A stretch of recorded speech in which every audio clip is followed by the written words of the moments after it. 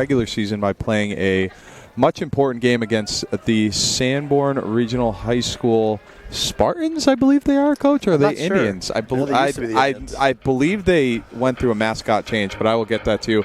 Alongside Gavin Brickley, I'm Ben Cronin. Gavin, the writing's on the wall for Plymouth here. It's win or go home here in the final game, sitting at 4-4. A win does solidify them with enough points to get into the playoffs, but obviously, as you know, you can't count on just showing up and winning a football game in D2. Definitely not. They got the win last week. Playoffs started for them 2 weeks early, so they need to get a win today to make the playoffs. I expect the Plymouth team to be ready to go and show up today. Last week with a much important win against the St. Thomas Aquinas Saints, as that bounced them out of the playoffs, Gab, but it wasn't pretty. About 5 fumbles in the second half, a lot of which were recovered by the Bobcats. So you know that was a point of emphasis this week for Coach Sanborn's offense. That's been a theme throughout the whole year. Is Plymouth has put the football on the ground way too much. So if they're going to want a chance here today, and then also as we move into the playoffs, they got to start really valuing the football. And Sanborn coming in with a 2-6 record. But don't let the record fool you. They come back with a lot of guys that have been off injured or suited up to play in their senior game, so they have a lot to play for. Obviously, last year, Sanborn came in and upset Plymouth at Plymouth on a Friday afternoon game that kind of had everyone's head scratching. But let's talk about the Sanborn team real quick, Gav. 2-6 with wins over Manchester West and Pembroke, and it seems like they're able to put up points. It's just a problem of them maybe not being able to stop teams. So it's going to be an interesting afternoon to see what they bring to the table here. Yeah, definitely. Some of their playmakers are running back Austin Ingersoll, who is averaging almost 10 yards an attempt. So I expected that the Plymouth coaching staff really they're going to key on Ingersoll today, as well as number 4, Ricky Calalette, a junior, who has over 220 yards catching this year. So those are 2 guys that they'll be keying on this afternoon. Yeah, and Plymouth last week went to a quarterback change as transition between center and quarterback became an issue. Sounds like Diamond had a good week of practice. He's back under the helm. And let's talk about that as far as Luke. Obviously, Jake Sanborn, a capable backup, but I know Luke probably wore it a little bit last week, suffering a couple fumbles. Kid that we know pretty well to bounce back. I expect good things out of him this afternoon. Yeah, and, it's good that Coach Sanborn as well is coaching these kids up and holding them accountable. It's got to be cleaner. And even though he's a sophomore, it's got to be cleaner up front. As I said, you got to keep from putting that football on the ground. Again, I expect it was coached up well this week. Yeah, again, live from Sanborn here as your 4-4 Bobcats are trying to stamp their ticket to the playoffs here with a win on the road against a 2-6 feisty Sanborn bunch. We're going to take a quick break. When we come back, we'll talk about keys to the game for both sides and have some first quarter action here from Sanborn, New Hampshire. You're listening to Bobcat Football on WPNH.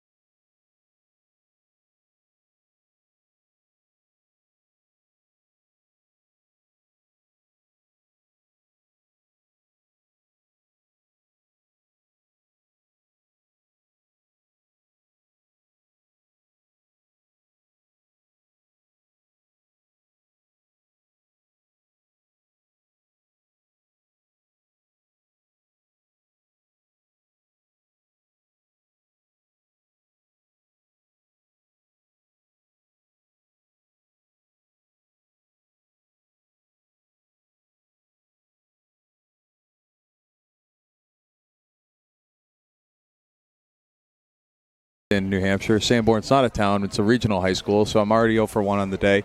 Kingston, New Hampshire here as your Bobcats are getting ready to try to punch their ticket to the D2 playoffs when they're playing Sanborn at home on their senior game. Just to paint a picture, Gavin and I are sitting up top of the visitors' bleachers about a half a mile away from the field. So it's a beautiful day. At least it's not raining outside, Gav. Got a good afternoon for some football. Beautiful afternoon. I got out of the car this morning in Plymouth. It was pretty cold, but it's nice down here. Yeah, and let's talk real quick as the captains are getting ready to meet at midfield for the coin toss about some keys. First for your Bobcats, Gavin. I know turning the ball over was a huge issue last week. That's got to be one of your keys to the game today. Exactly. We've already mentioned it. Keep control of that football. I have a feeling, could be first team to 20, could pull out the victory here today. So you definitely don't want to be handing Sanborn any gifts. And we talked about kind of off the air being in that position, Gav, where you really don't have anything to lose as far as Sanborn playing on a senior game and a last game for a lot of these seniors. So it's a dangerous place to be in if you're on the other end of a team that really has nothing to lose. Yeah, and I think a lot of the seniors saw that last year, so I think they'll be ready to go, and they'll probably have talked about that in the pregame. And those of you who are wondering at home, Sanborn did graduate that quarterback from last year who I think had about 300 yards rushing, all of the touchdowns, all of the tackles on defense, and then he was grilling out hot dogs after the game for it was like unbelievable performance. He ended up actually going and playing in the Shrine Bowl and ended up being the MVP of that as well. So it was kind of a coming out party for him, but he is not here this afternoon, which is a good sign for the Bobcats. That kid was tough. So the captains are out in the midfield. They actually have an inflatable helmet in one of the end zones that's rather large. It looks like something out of an NFL game, Gav. That was pretty cool. So captains Dylan Welch, Javon Kador, Caden Sanborn, and Matt Cleary out for the Bobcats.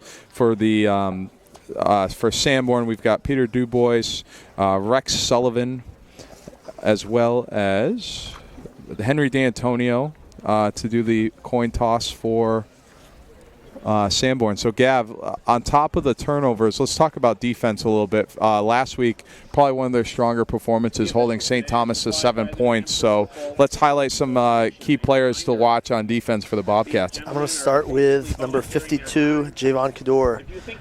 He's had some good plays this year, senior. I'm expecting him to get some pressure to the quarterback today as well as Matt Cleary, number 19 as well. He's had a great year defensively as an undersized linebacker.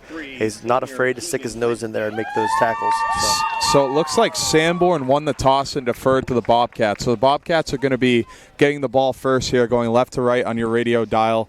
We're going to keep you on the air, but pause for the national anthem, and then we'll bring you first quarter action. So bear with us. We're going to hear the national anthem, and then we'll get going here. Shiloh Crane and Elizabeth Fallon.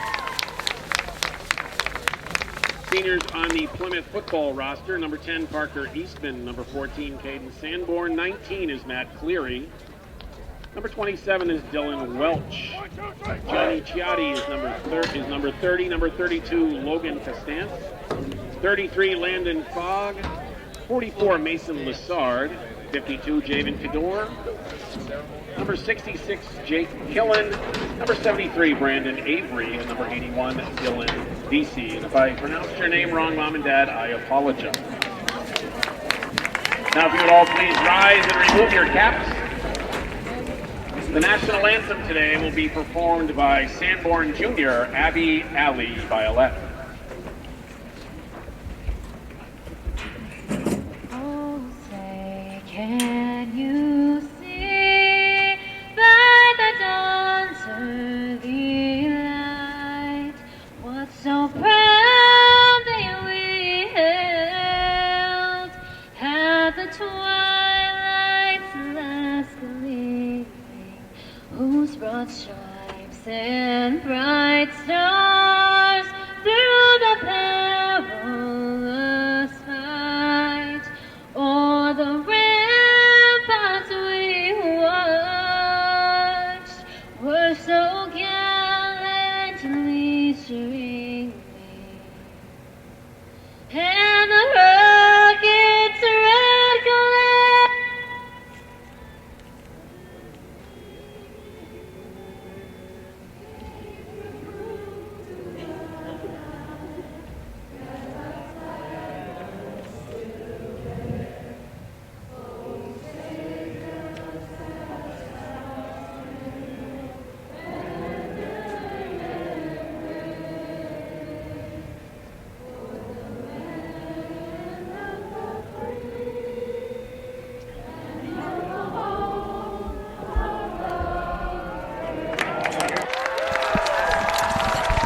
The beginning of a very good rendition of the anthem, Gav, was cut off, and the fans helped finish it off. Always nice to see. So here we are, Gav, Kingston, New Hampshire, all or nothing game for the Bobcats. I kind of like getting the ball first here to set the precedent here. Yeah, you know what? I don't know why they even do the coin toss anymore when you play Plymouth football, because Plymouth football, if they win it, they'll receive. If the other team wins it, they're going to defer. So just skip the coin toss. Plymouth will get the ball first. First quarter is brought to you by Rand's Hardware. Get the price you need and the service you want. Here from Kingston, New Hampshire, all or nothing game but for the Bobcats, as we're getting ready to see the return unit. Last week, Dylan Welch was limited due to ankle injury. It sounds like he is going to be a full goal here, Gav. So we're going to have Dylan Welch on special teams as well as defense this week as he drops out onto the field with the return unit alongside number 20. That's Gabe Keene for the Bobcats. For Sanborn, looks like the kicking unit led by number 29, Kyle Bradley, excuse me. Again, we are pretty far from the field, so we'll do the best we can. I'd like to see Dylan get a touch here early on. Definitely. He knows what's at stake today. He's going to be doing everything as he has all year for the Bobcats. And I wonder, as he sets up clearly for some sort of squib kick as the ball is set up sideways on the tee, so expect a little chaos here early on here from Kingston, New Hampshire. D2 all or nothing game for the Bobcats. Win gets them in the playoffs here, and the kick is a low squib. It's going to be fielded by Welch around the 25. He's going to cut back over the left side, try to get the edge. 30, 35, and he's knocked out of bounds. So good starting field position for the Bobcats. Very patient running right there by Dylan Welch. He waited for that block to set up, and he picked up a nice return. Talking with Coach Sanborn before the game, one point of concern was the size of Sanborn up front as they trotted out for large humans out onto the field. Now, no height, weight on the roster, but Plymouth's definitely going to be undersized today. Sanborn looks very big up front. They are. We're pretty far back, and we can see the size that they have. So nothing new for Plymouth. So first series coming out here for the Bobcats as the sophomore, number 12, Luke Diamond, under center in a two-back set. That's going to be Matt Cleary and Dylan Welch. Diamond takes a snap, handoff over the left side to Welch. Welch this time is going to try to cut it up the middle and gets good yardage there on first down. Looks like about a gain of 6. So kind of avoiding the third and long situation that's kind of been the Achilles heel, Gav, all year for the Bobcats. And right away, Dylan Welch first touch gets about 6 yards. Yeah, good run by Welch there. Lower shoulder, picked up a couple extra yards after contact. And off of, don't judge a book by its cover, but it looks like we're going to have to utilize the outside because Sanborn is rather large inside. Second down and 4. 11:20 left to go here in the first quarter. Diamond under center, two-back set. This time, trap up the middle. Ball's on the ground, and looked like they were going to set up some sort of trap play to Welch, and the ball was fumbled. That was a big problem last week, Gavin, and early on, it's not what you like to see. Yeah, one of the keys to the game, right? Don't put the football on the ground. So Plymouth lucky there to recover that football. Yeah, it looked like Welch just dove on it. So that's going to set up third down and 3. Offensive unit trots onto the field for their first test of the ball game. Diamond under center in a two-back set. Matt Cleary and Dylan Welch. This time, handoff. Same play up the middle. It's a trap to Welch. Welch looks like from here it's going to be enough for a first, and they're going to move the chains. So Coach Sanborn went right back to the same play as he often does, and it's going to be a first down there for the Bobcats. Yep. All in all, moving the chains. Keep running the clock, keep getting those yardage. Yeah, methodical play calling early on. I'd like to see them utilize this near side of the field, ball on the left hash, try to utilize some of their speed, see if Coach Sanborn and I are on the same page here on 1st and 10. Ball at the 41-yard line of Plymouth. 10 minutes left to go here in the first quarter. Diamond under center. Two-back set. He's going to send two guys in motion from right to left. Diamond this time hands off to Welch over the left side. Welch once again picks up about 5 yards over that left side. So Coach Sanborn will live with that any day on first down. I won't officially count that as a prediction. You didn't make an actual prediction. Who, me? Yeah, you on the sweep out using the yardage. That was, I mean, if anything, that was the exact opposite play call that I had in. So that seems to happen. That's why I'm up here a mile away from the field calling the game. Second down and 5, ball right at the 50. Offense leads out. It's again a two-back set, double tights with Welch and Cleary in the backfield.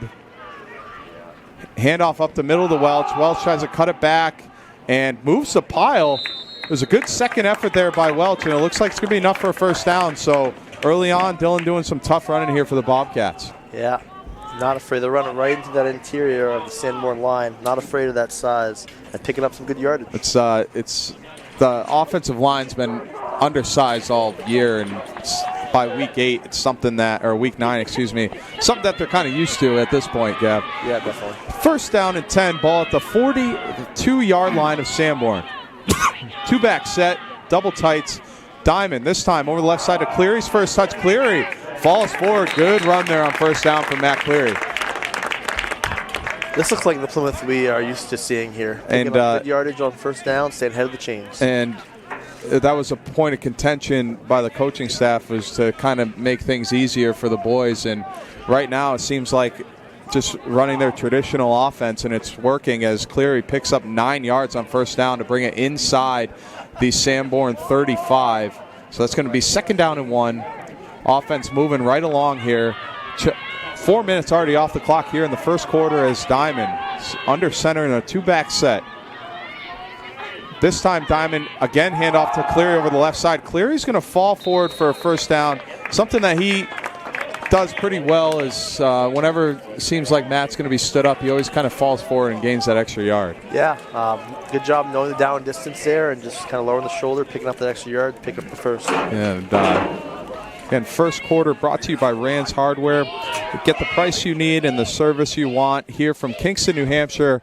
Plymouth starting with the ball and putting together a good drive here as they've got it on Sanborn's 30-yard line. 7:52 left to go here in the first quarter. A two-back set for Diamond on 1st and 10. Diamond trap up the middle, and looks like Lassard on the carry. And gains about 5 yards. So, again, that's the third straight 5-yard gain on first down. And something that we haven't really seen, Gav, is that success lately on first down, especially last week. So adjustment they're making pretty well. Now makes it second down and 3. Diamond once again in a two-back set. Diamond hands it up the right side this time, and a good push by that offensive line, and he breaks through for the touchdown. Mason Lassard, and the Bobcats strike first. I really like how Lassard runs. Yeah. He runs hard. He's not afraid to hit that hole fast, and he drags players. Give credit where credit's due. A great second effort there by the offensive line to make it a 6-0 ball game here for the Bobcats on the road. And didn't really have to dive deep into the playbook there, as it was all runs and inside the tackles for the Bobcats to make it 6-0 here as Ciotti's on to attempt the extra point. Nossman doing the snapping, and Diamond with the hold. Good snap, hold is down, kick is up, and it is no good. Wide left for Ciotti to make it a 6-0 ball game here on the road. We know how important those extra points are, so expect Coach Sanborn to go for 2 here if they on their next touchdown. So yeah, trying to chasing the points. We'll see how Plymouth does here. Hopefully give 3 and out. Be great. Yeah, so Ciotti unsuccessful on the extra point. It's going to be a 6-0 ball game. Good start there for the offense. We'll see if Coach Lamb's defense can get them the ball back. Ciotti obviously doing the kicking for the Bobcats. Back to receive back to receive Austin Ingersoll, number 2, is their playmaker on the other side, alongside number 3, Ben Cardoso. So my guess is the Plymouth coaching staff, Gav, does a good job of scouting. I would be surprised if this ball goes to number 2. Very much. My guess is going to be a line drive right to number 3, but we'll see as Gianni Ciotti takes a look to his left and right, and he's jogging towards the ball. 6-0 start here for the Bobcats. And it is a kick over the right side to number 3, Cardoso, as he takes the ball at the 20, and he's going to bring it right up the middle, 33-yard line. So decent starting field position for Sanborn.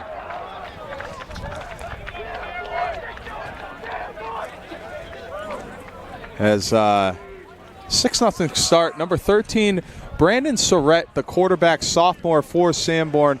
They normally run kind of a wishbone 3-back formation, so a lot to do out of that, and they break the huddle in that 2-back set. 2 wide receivers to his left is Surrett. Surrett's going to send a guy in motion.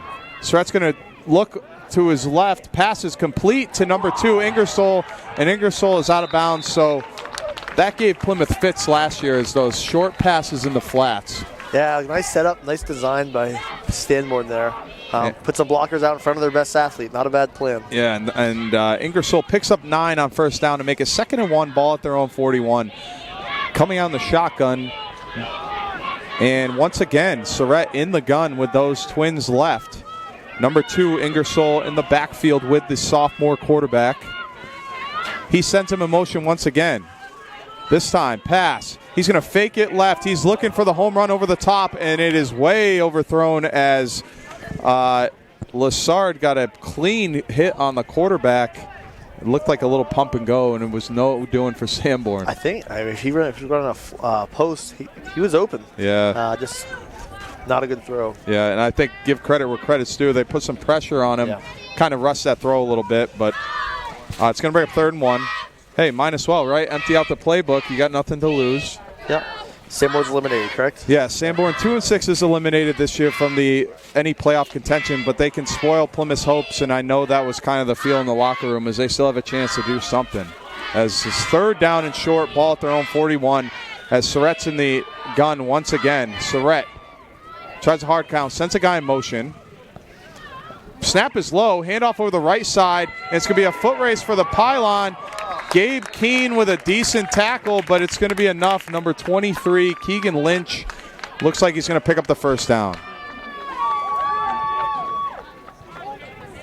I mean, low snap, and Plymouth did a good job. I just feel like they gave up too many yards on first down to kind of give themselves a chance. It was a good tackle there by Gabe Keene. It was one-on-one. Gabe Keene made the play. But it's not in time as the Sanborn moves the chains. 1st and 10 from their own 44-yard line. 5:49 left to go here in the first quarter. Twins left as Surratt once again is in the shotgun. Surratt is going to take the snap. He's going to double handoff up the middle to Ingersoll, number 2. Ingersoll makes a good cut, but is eventually tackled by Gianni Ciotti. That was a pretty good shift in there inside the tackles. Working hard, pick up 4 yards there. As Ciotti comes up from the safety position to make the stop. Ingersoll is a kid that the coaching staff was well aware of on film and was much talked about, and already has about 3 touches on the afternoon. So looks like it's going to be Welch versus Ingersoll here. Pretty good athletes, as it is going to be 2nd down and 4. Again, shotgun formation for Surratt with twins left. And Surratt takes the snap, looks right, pass is complete. As Eli Crane stands up the receiver, but it's going to be enough for a Sanborn first down into Bobcat territory. It's a quick little slant there, 3-4 yard slant, and Cardoso was able to create separation from the D-back and pick up the first down. So they're going to make some changes here on the offensive line. Coach Sanborn pleading some people to step up and make a play here. So 1st and 10, Sanborn, ball at Plymouth's 44-yard line. Surratt, the sophomore quarterback, in the gun with a 2 wide receiver set to his left. Surratt looks like he's using a hard count here. Takes a snap, looking left, he's going deep, passes incomplete. Will Foisey was there in coverage as well as Crane. Coach Sanborn was calling that play before he was even snapped. I don't know if you heard that. I can still hear Coach Sanborn over here. We're pretty far away. We're far enough away where we can just hear Coach Sanborn. So, I mean, if that puts it into perspective for you at home, that's going to bring up 2nd and 10, ball at Plymouth's 44-yard line. The sophomore Surratt not afraid to try to squeeze some throws into some tight spots. The receiver felt Foisey. Yeah. I think so, too. As Surratt in the gun, twins to his right this time. A long cadence. He takes a snap, handoff up the middle to Keegan Lynch. And Lynch is going to pick up 2 yards to make it 3rd and long. So might be a time for a patented Tom Lamb shift or blitz here, Coach. Yeah, I agree. I think they're going to be bringing the pressure here. They had success last time they did that. They've been known on 3rd and long to bring a linebacker, extra rusher in as you got to think that with the style of play calling Sanborn's been calling now, they'd probably go to the air here on 3rd and long. 3rd and 8, ball right at the 40-yard line of Plymouth. This time comes out first time in the wishbone with 3 backs. Under center is Surratt. Surratt fakes the handoff, looks over the right side, passes away, passes incomplete. It was in the hands of Gabe Keene, and he dropped the interception. Good play by Keene. Good play by Keene. It'd been nice for him to get a pick there, but either way, you like the pass breakup there on 3rd and long, and Sanborn's going to keep the offense out.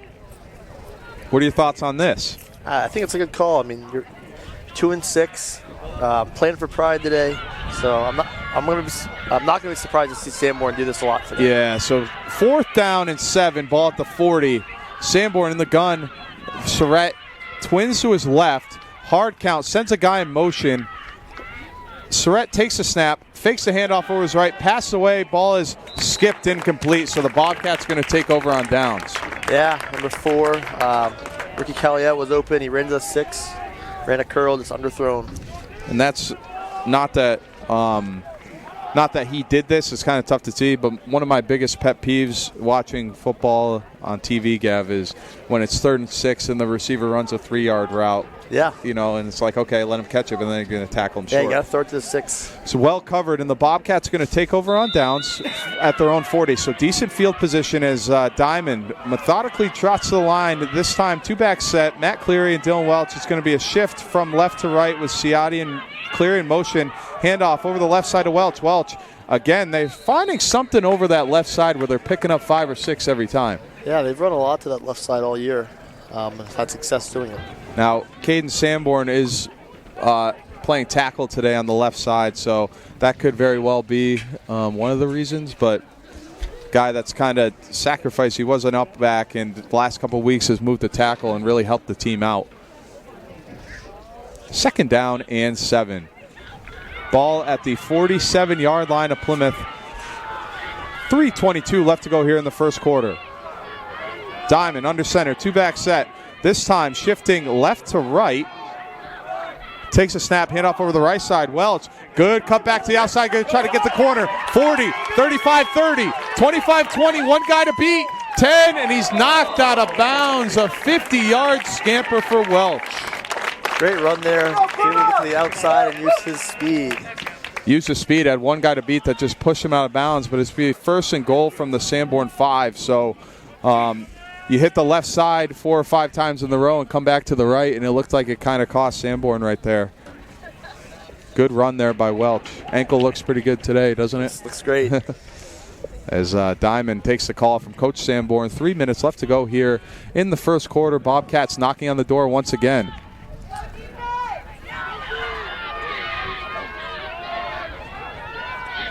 Diamond, 2-back set.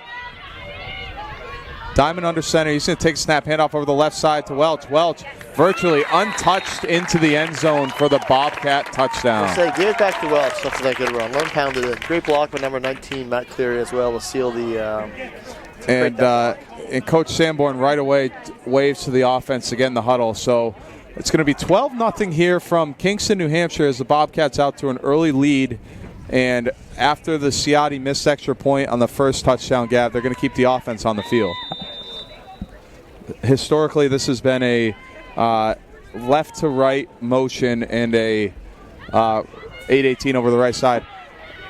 And my guess is it's not going to be, because that's what I thought it was, but we'll see. Instead, it's a right to left motion. I want a 2-12. And over the left side, and the same play that scored the touchdown is going to pick up the extra point, or the 2-point conversion, to make it a 14-0 game here early on.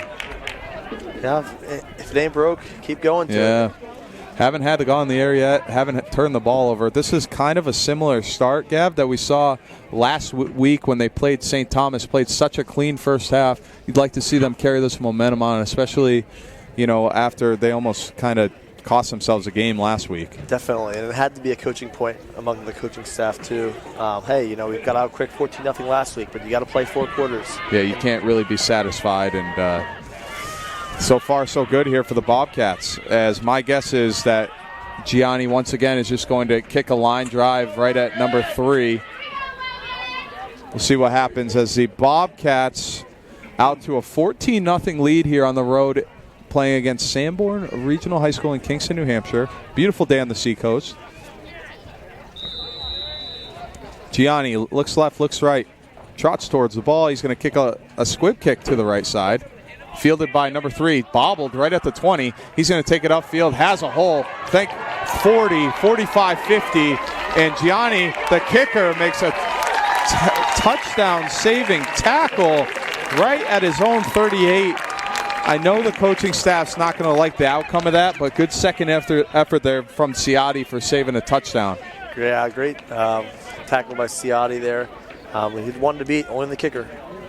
And that time the Bobcats fortunate that Cardoso fumbled that at the catch, because if he didn't, we could be seeing a Sanborn touchdown. It was a good return there.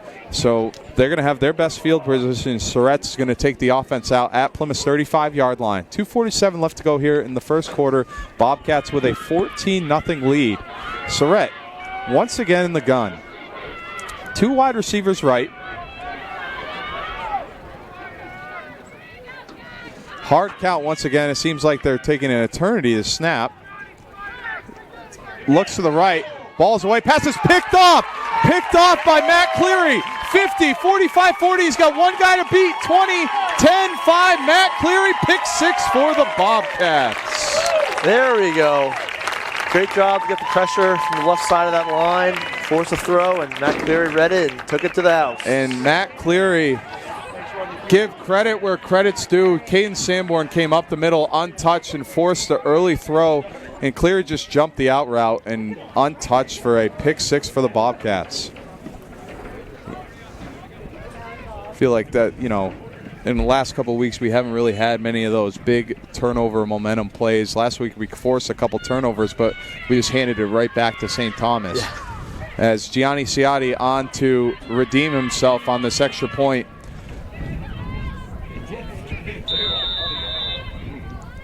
Nossman on the snap. Good snap. Hold is down. Kick is up. This time G-Dog knocks it through to make it 21-0 here early on for the Bobcats. Great start by Plymouth on the road, knowing what's on the line today. And we won't look too far ahead, Gab, but at halftime we'll talk about, scenarios. If Plymouth were successful this game, we'll talk about what that looks like for them in the playoff picture. But eternity left to go here for the Bobcats.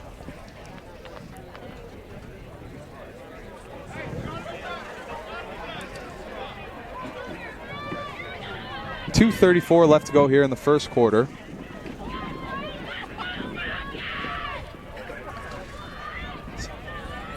See if Gianni attempts to try to kick this one instead of squib. Last time before the pick 6, Cardoso had about a 50-yard return, so we'll see if Gianni makes an adjustment here. Looks left, looks right, trots towards the ball. This time, a pooch kick over the right side. Cardoso is going to catch it off the bounce at the 20.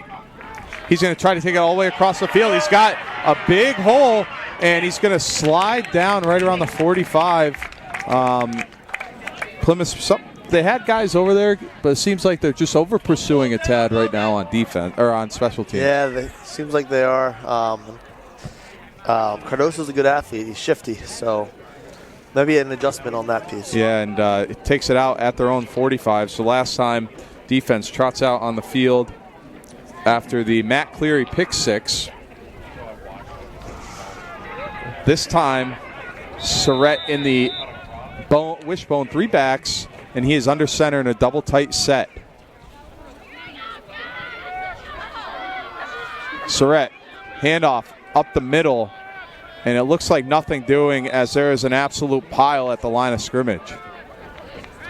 All the Bobcats were on that tackle. Yeah, mischief out of this wishbone as there's going to be a lot of fake handoffs and all that as they're trying to spot the ball. And it looks like it's going to be 2nd and 9, so gain of 1 yard there on first down.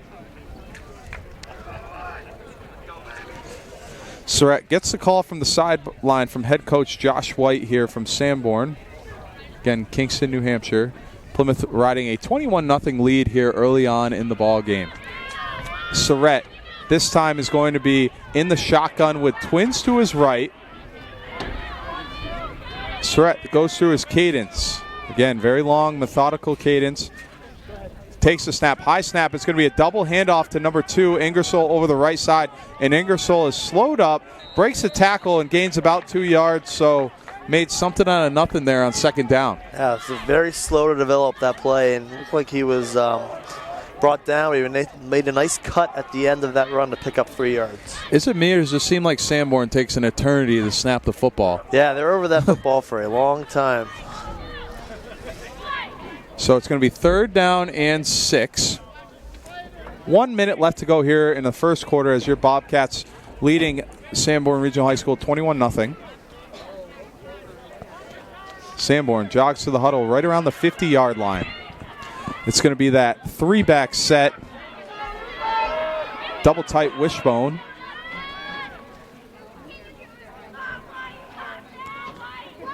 Surratt snaps it. It's going to be handoff over the right side to Ingersoll. Ingersoll is going to be tackled for a big loss as a slew of Bobcats in on the stop. Looked like Matt Cleary and Emmett Nossman going to bring up 4th down and 6. Think they're going to go for this one? I mean, if they went for the last one in a 7-0 or 6-0 ball game, my guess is 21-0. They're probably going to go for this one too. I wonder if they're going to wait till the quarter to talk this one over as the coaching staff makes the call. 9 seconds left to go here in the first quarter, so I'll be surprised if they get this one off. And it looks like they're not. So that's going to be the end of the first quarter here from Sanborn or Kingston, New Hampshire, as your Bobcats off to a 21-0 lead. We're going to take a break. You're listening to Bobcat Football on WPNH.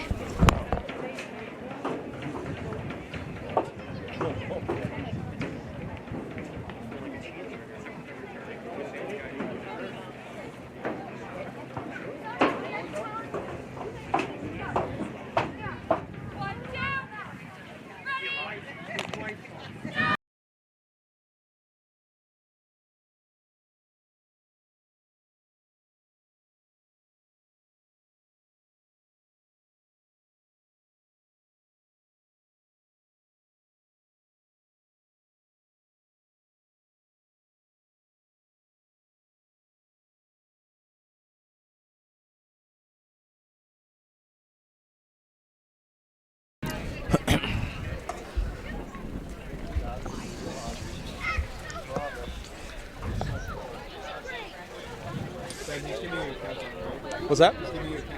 Yeah, I'll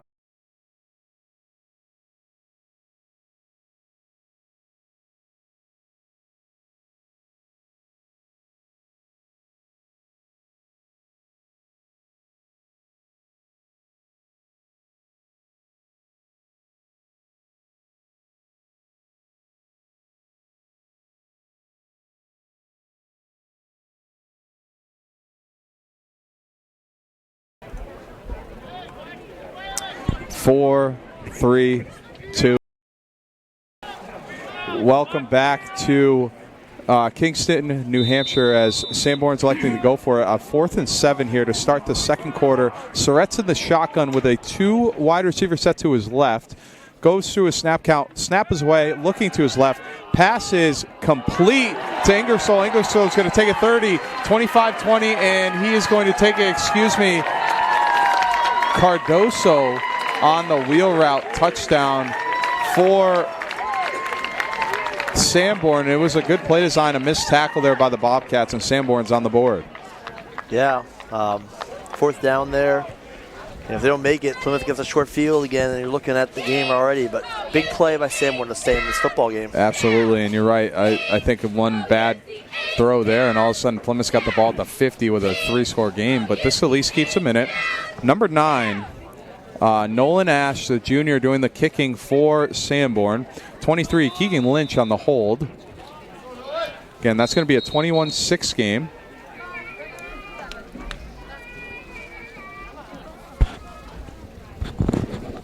It's a whistle. Inadvertent whistle there, and looks like Plymouth had 12 on the field, so they're going to elect to keep the they're actually going to take the penalty and go for 2. So, again, it's set up going from the 2. They're going to go from the 1. And that's something that, the Plymouth coaching staff's just kind of shaking their head at. It's just a uncharacteristic. Yeah, for a squad, the special teams have been good all year. A little shaky start for the special teams group today. I agree. As after the penalty, Surratt's going to jog out and keep the offense on the field.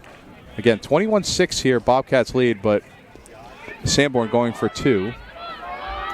Sanborn coming out in that wishbone set. Quarterback keep up the middle. And it's going to be close, depending on what they do. It looked like, they're going to say no good. Good job by that Bobcat front to plug up the quarterback keep. No good. So that's going to remain a 21-6 ball game. Kind of it looked like from the formation and everything going on. That was a pretty obvious play call. Sanborn put the big boys up front and just try to power it in.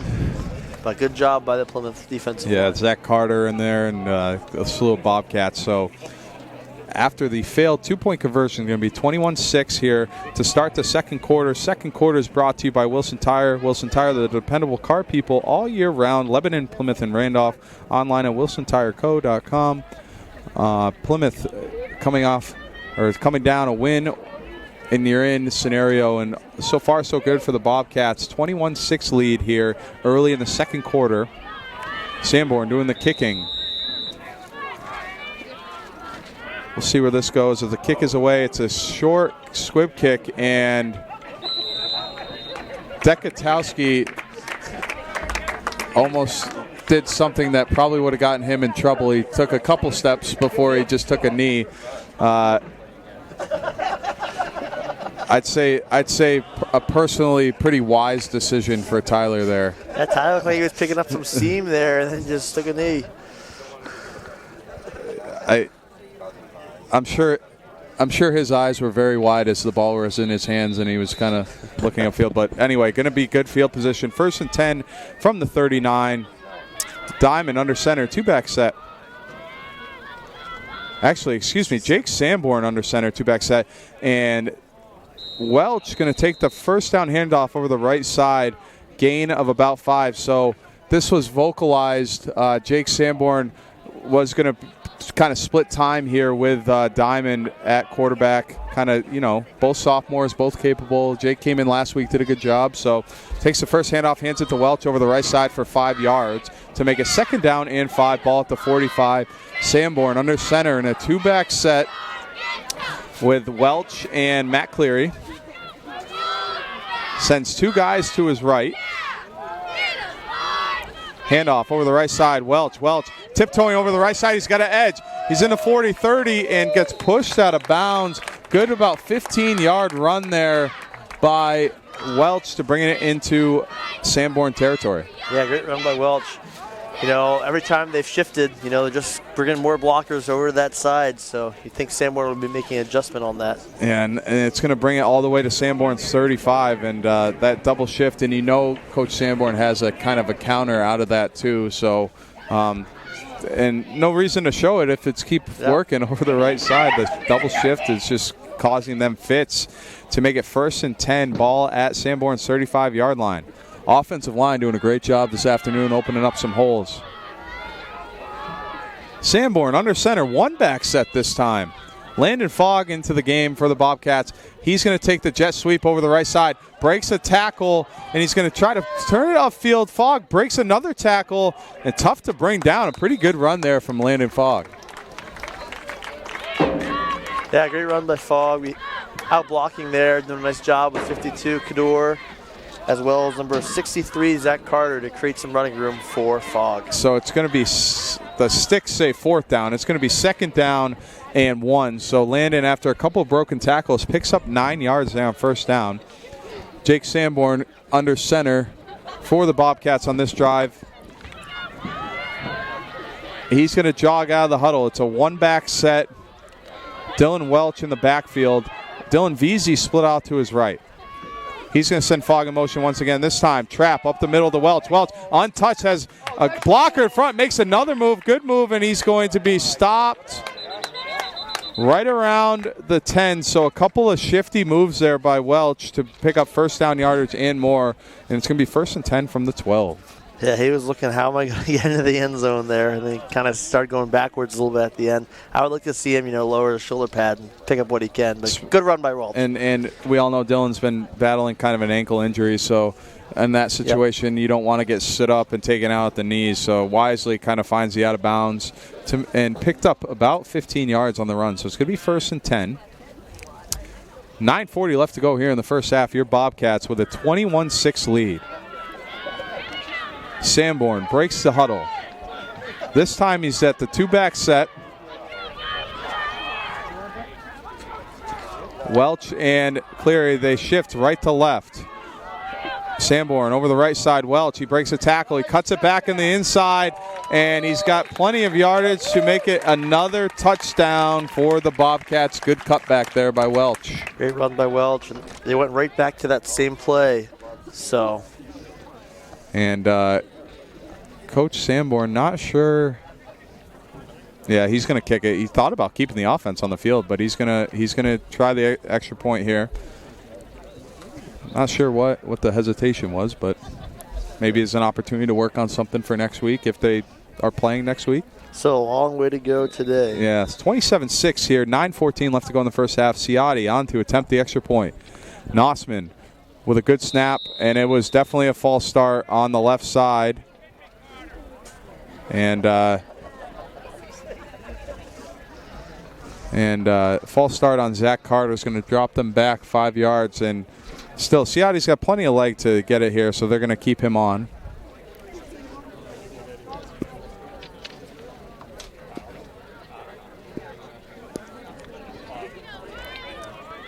As Ciotti on to attempt a little bit further of an extra point after the penalty. Nossman, good snap. Hold is down. Kick is up. And we call that a doink in the kicking business. Off the right, upright, no good.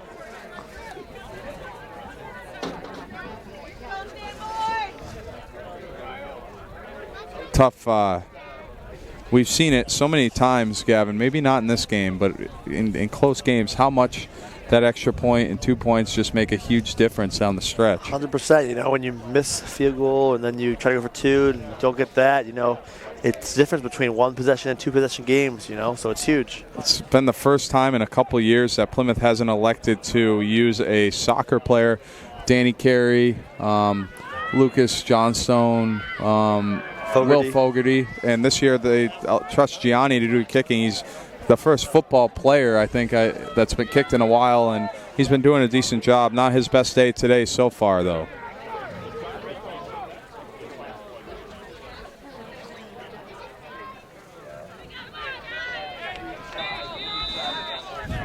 Gianni. Looks like it's going to be number 2 and number 3. Once again, Caruso and Ingersoll. Let's see if Plymouth makes an adjustment here. Yeah, been tough. They've been getting good field position off of these kicks. Gianni looks kind of confused, and he's going to go towards the ball. He's going to kick it deep. Good kick all the way down to the 5-yard line. It's going to be caught by Cardoso. Cardoso this time going to cut it up the left side, and Plymouth doing a much better job of getting down there, but still Cardoso brings it up to about the 32-yard line. So a couple of broken tackles.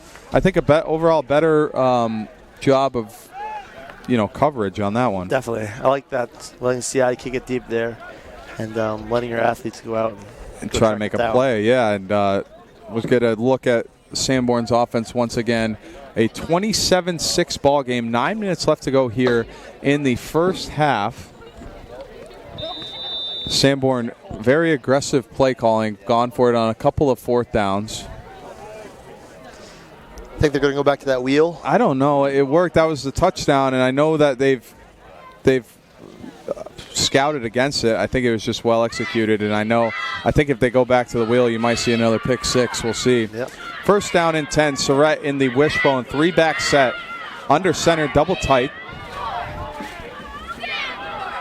Surratt goes through his snap count. He's going to take the handoff, flag away, and they're going to get him for a delay of game. I mean, when you're going through a snap count that's long, you're bound to get a delay of game penalty every now and then. And Surratt, they're going to back him up 5 yards. I'm surprised they haven't jumped, offside or false start with that long. All those guys are antsy to get going. So I don't understand the logic behind it, because as much as you're stalling the defense, you're also stalling the offense too, and it makes it tough to get off the ball when you've been in a 3-point stance for what seems like 30 seconds. Yeah. First down and 15 after the penalty. Ball at Sanborn's 28-yard line. This time Surratt's in the gun with Twins to his right. This was the formation last time with the wheel route that got the touchdown. We'll see. As handoff over the right side to Ingersoll, and that time Caden Sanborn makes a tackle for loss on Ingersoll as he tried to get the edge on the jet sweep. Good play by Sanborn. Yeah, nice play by Sanborn to bring him down for a loss. Looks like loss of 6. Yeah, it backed him up. Yeah. I think. We had delay a game. Yeah, delay a game. So it backed him up about a couple yards. But anyways, a good play. 2nd and 19, so loss of 4. 8:30 left to go here in the first half. Your Bobcats with a 27-6 lead on the road in Kingston, New Hampshire. Twins right in the gun for Surratt this time. 1 back set. Goes through the snap count. He's going to take the snap. Handoff over the left side to Bradley. And once again, stuffed at the line of scrimmage for virtually no gain. Get a number on that, as that was Caden Sanborn once again, so good tackle there. 3rd and long. I'm not going to bring it up, but it hasn't been our best down and distance as a defense all year. Don't say that. Today's going to be I'm going to reverse jinx it right now. 3rd and 17, 7:40 left to go here in the first half. Twins left this time for Sanborn as Surratt is in the gun. Surratt takes a snap, looks left, looking deep, pass away, ball is caught and dropped. I'm not going to... Oh, my. Okay, so pass was caught, dropped. Plymouth dove on it, lost it, and it was recovered by Sanborn. I think the officials are trying to see if it was a catch. Looked like he tried to make a move with that football after he caught it. I think that was on the, so it looked like. I think Foisey tried to scoop and score instead of just diving on it. And after that kind of crazy play, that's going to be 4th down and 4 from their own 37. And Sanborn's going to go for it. Wishbone, 3-back set, Surratt under center. And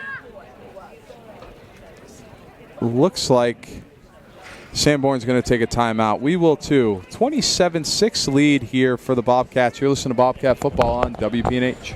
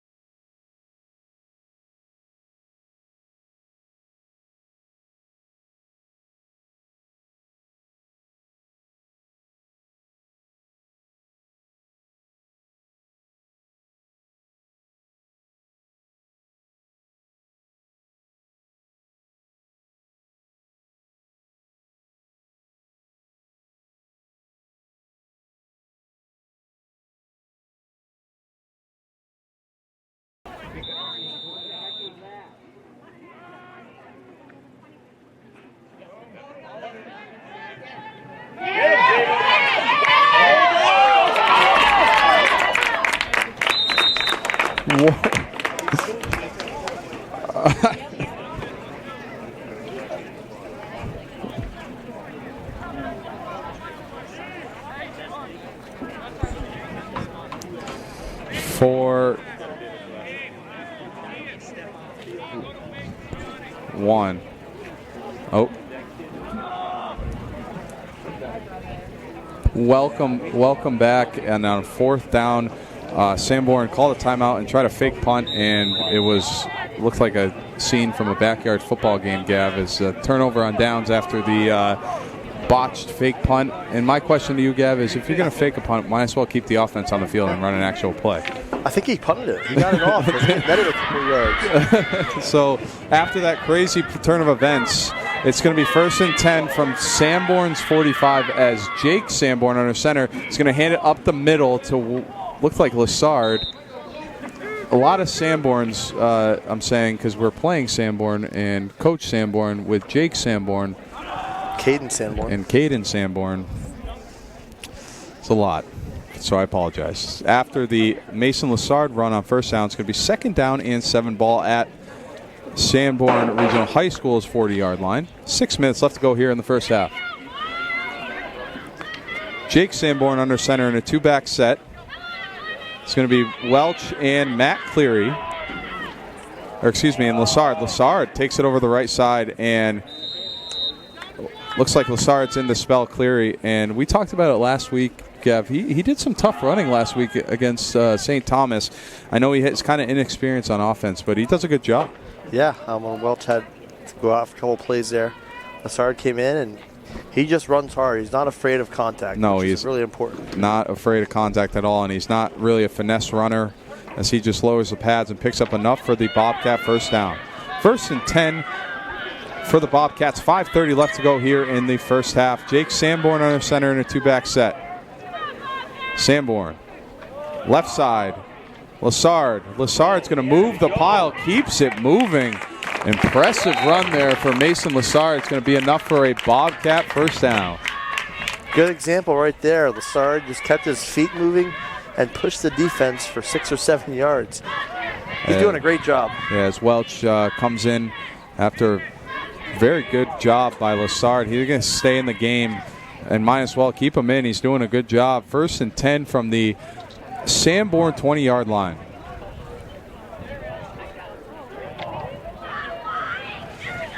As Jake Sanborn leads the offense to the huddle. 1-back set, Mason Lassard. And Coach Sanborn was not thrilled with the formation that they were in, so he's going to burn a timeout. We'll stay with you. It's tough because, in situations like that, when you got personnel coming in and out, sometimes you kind of get squared away and get the wrong personnel after a couple of substitutions. So Coach Sanborn wisely calls a timeout there. And he has 3 of them to use, Got to keep playing hard in this 1st half. Spot yourself some points here. Yeah, 27-6 ball game, 4:44 left to go here in the 1st half from Kingston, New Hampshire on a beautiful Saturday afternoon. Halftime show, Coach Gavin and I will talk about what it looks like if we win or lose this afternoon, what that means for your Bobcats. Again, some heavy studying was done by the coaching staff, and if Plymouth comes away with a victory here, it punches them a ticket to the D2 playoffs in a year, kind of an up-and-down year, and we'll talk a little bit about that as well. But Bobcats now, after the timeout, have the right personnel on the field. Anytime Welch kind of lines up on that left side, Gav, and again, I'm 0 for 3 on the afternoon. I think I can call this one. Anytime he lines up on the left side, it's normally a jet sweep to the right. So, all right, here we go. Jake Sanborn under center. Sends Welch in motion. It is a jet sweep over the right side. Welch breaks a tackle. He's going to try to get to the edge. He's at the 10. He gets ducked out of bounds at the 5, and I'm going to go ahead and stand up and be recognized as I finally made a play call correct here on this afternoon. You have to at least once. I mean, you've been only watching the team all year, so. You know what? How about a nice job, Coach, instead of just putting me while I'm down. Welch, after the jet sweep over the right side, like I called, gained 15 yards, and it's going to be 1st and goal here for the Bobcats. 4:36 left to go here in the 1st half. 27-6 ball game. Jake Sanborn under center. 2-back set. Welch, this time fake handoff. Good play design, and Mason Lassard is going to pick up the touchdown for the Bobcats. We got a couple of Bobcats down on the field here. As a couple of Bobcats are down.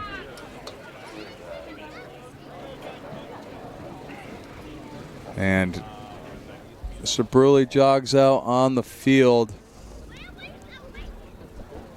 Nossman's getting up. Kador. I think it's Kador. I can't tell who it is, Coach, but Nossman, it looks like, just got the wind knocked out of him. He's doing okay. He's going to get up under his own power. As we'll take a break here from Kingston, New Hampshire. 4:30 left to go here in the first half. Your Bobcats with a 33-6 lead. You're listening to Bobcat Football on WPNH.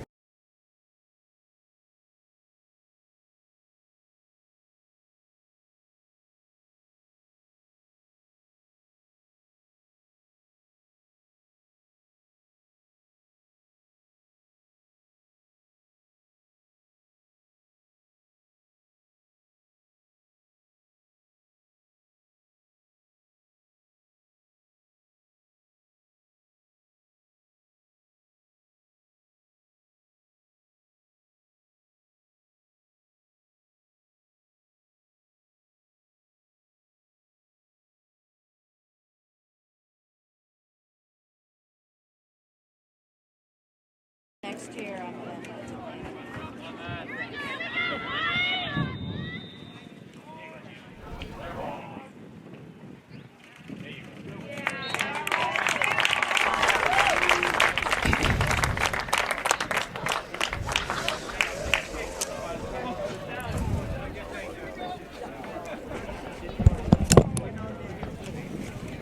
What? 35-point lead.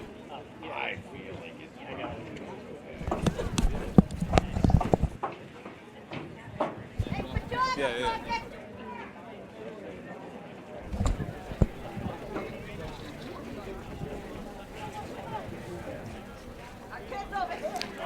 3. Welcome back. The injured Bobcat was Javon Kador, ended up jogging off under his own power, so that's a good sign there for the Bobcats as Gianni Ciotti executed the point after touchdown to make it a 34-6 lead here. 4:30 left to go in the first half, so obviously Plymouth a little thin up front, Gav. Can't afford to lose any of those guys. No, it looks like maybe just got the wind knocked out of him. He popped up after a couple seconds. Good to see. Yeah, Ciotti after the extra point conversion. Looks left, looks right. He is going to once again kick it deep over the right side. A nice kick. Cardoso is going to field it right at the 2-yard line. He's going to look upfield. This time the Bobcats surround him in a much better job of kickoff coverage as he's going to get tackled right around the 20. Much better. I mean, Gianni's got plenty of leg to get it down there. You might as well give you guys a chance instead of that, the squibs weren't really working early on. A good adjustment made by the Bobcats. 34-6 lead here on the road. Again, join us at halftime. We'll talk about playoff scenarios and talk a little bit about scouting reports and kind of trend of the season so far. So stay with us here for the halftime show. It's 4:30 left to go, or 4:20, left to go here in the first half as Surrett comes out in the shotgun once again, twins to his right. Sanborn staying aggressive here. Sends a guy in motion. Surrett looking over the top, throws a duck, passes incomplete as Gabe Keene once again almost had himself an interception. Yeah, good pass breakup by Keene. So a couple that he could have picked off there, but regardless, good defensive play by Keene. Yeah, it looked like Surrett was under pressure, kind of threw a wounded duck over the middle, and pass was knocked down, we'll call, by Keene to make it 2nd down and 10. Huck and hope. The old Pemmy, Baker, Huck, and hope. 2nd down and 10. 4:16 left to go in the first half, and Sanborn comes out in that wishbone 3-back set, double tights.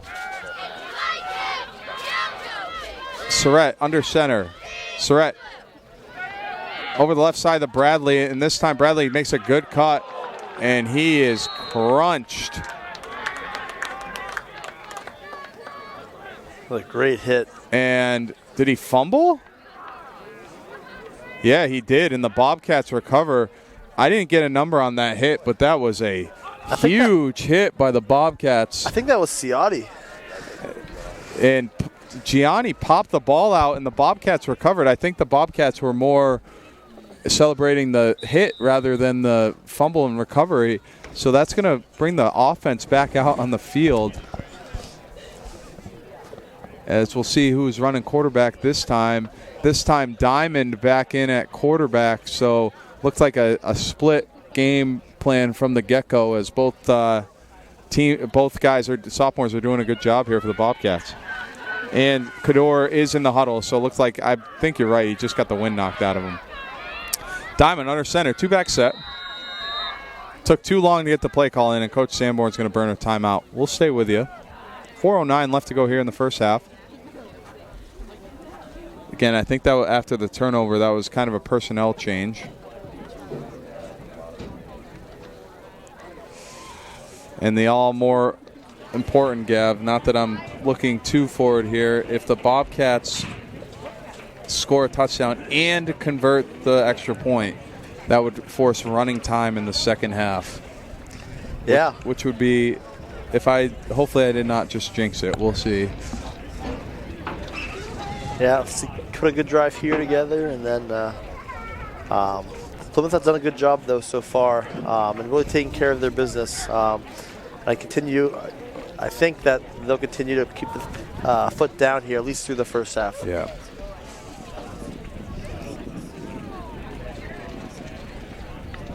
So here we go after the timeout. Play call is in.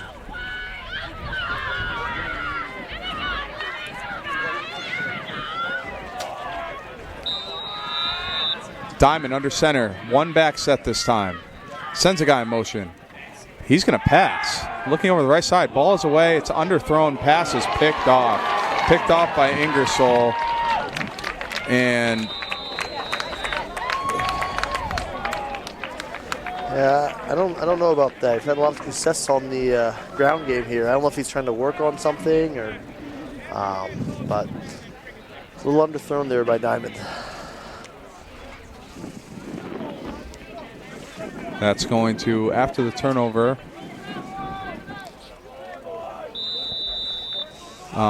they're going to take over on downs. And Surratt comes out in the gun. 2 receivers to his right. 3:58 after the Diamond interception. Double handoff. Ball is loose. And it looked like the Bobcats recovered Zach Carter. So it looks like Sanborn was setting up some sort of trickery, and Zach Carter falls on the ball. So round two. And something we can say is you learn from your mistakes. I would highly suggest keeping the ball on the ground here. But then again, Coach Sanborn always tries to make adjustments on the run, so we'll see if... here comes Coach Jake Sanborn back out. Jake Sanborn going to come out under center. It's going to be a throw? Give him a throw? Or? I'm not going to predict anything because I just made my last prediction of the regular season as a successful one. You got to go out on top. 2-back set for Jake Sanborn this time. Jake under center. Lassard and Cleary. Jake Sanborn's going to pass. Good ball to the pylon. Pass is incomplete to VZ. There's a good thrown ball there by Jake Sanborn. Great thrown ball. You know, he put it in a spot where only VC could bring that in. Great throw by Sanborn there. Maybe Coach Sanborn's trying to work on some things right now. As Jake Sanborn on second down. Jake's got some height to him as well, you know, so you can kind of see over that line. Yeah, and we know he's got a very capable arm. He does well on the mound in baseball, and that was a perfectly thrown ball to the pylon, actually. Second down, 2-back set, Jake Sanborn under center. Sanborn drops back to pass again. He's got pressure over the right side, and he got clobbered by Cardoso. Pass is incomplete, and Sanborn is down.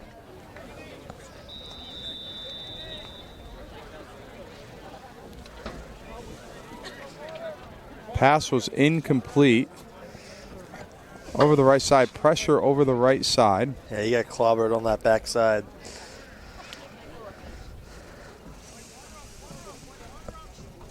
Again, 3:41 left to go here in the first half as Mr. Bruley and training staff attend to Jake Sanborn.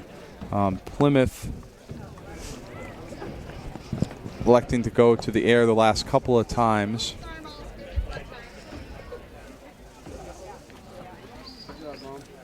As Gav, a pretty clean half other than a couple of these last plays for the Bobcats as they're trying to maybe air some stuff out here, and Sanborn seems to have that sniffed out, so I wonder if they try to go to the ground here on go back to what was working. Yeah, definitely. That's what I would do. You know, stick to the ground game. We've had a lot of success doing that. Maybe Coach Sanborn is probably trying to develop stuff for next week as well. Jake Sanborn got up under his own power. It looks like he just took a helmet right to that lower back area. So he's going to come off the field with the help of some teammates. As we'll keep an eye on that. As Diamond's taking the offense back onto the field, 3rd and 10.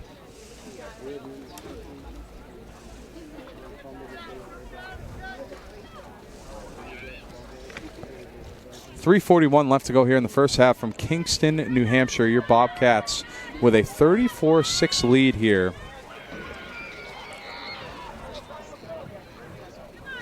Diamond under center. Two-back set, sends motion left to right. And a handoff to Lessard up the middle. Lessard moving the pile, still moving the pile, still moving the pile, and finally brought down a good run there by Lessard. You know, we've been talking all year about who's going to be that guy to supplement Welch. We're finding a good guy to help out Cleary and Welch in the backfield here. Better late than never, right, Kev? Yeah. And after the impressive second effort there by Mason Lessard, it's going to be a first down for the Bobcats. No surprise that going back to the ground worked because it's been working all game. So, yep. 3 minutes left to go here in the first half. After the first down, it's going to be ball at Sanborn's about 16-yard line. Diamond under center, two-back set.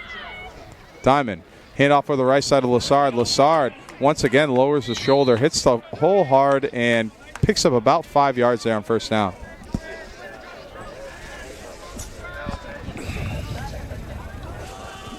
So no rush needed as they're trying to cook some clock here.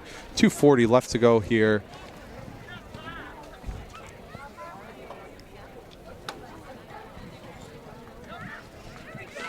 Diamond breaks the huddle. Again, two-back set.